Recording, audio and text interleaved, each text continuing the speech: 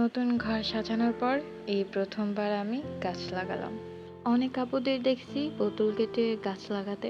তারপর মনে হয়তো আমার বারান্দায় এক টুকরো বাগান থাক, যেখানে নিজের হাতে লাগানো গাছ একটু একটু করে বাড়তে দেখবো, আপন করা গাছের ফুল ফোটা দেখবো। সেই ইচ্ছা থেকেই পাশ ঝোপ থেকে একটা ছোট্ট বেলি ফুল গাছ নিলাম। গাছে কিছু ছোট ছোট কড়িও ছিল, আর আমি নিয়েছি থানকুনি পাতা, যেটা আমার অনেক উপকারী। এরপর এই গাছটা আসলে আমি দেখছি ভিডিওতে, মানে চিনি না। আমার বাসায় কিছু ফুলও ছিল, সেগুলো নিলাম বাসায় সাজানোর জন্য।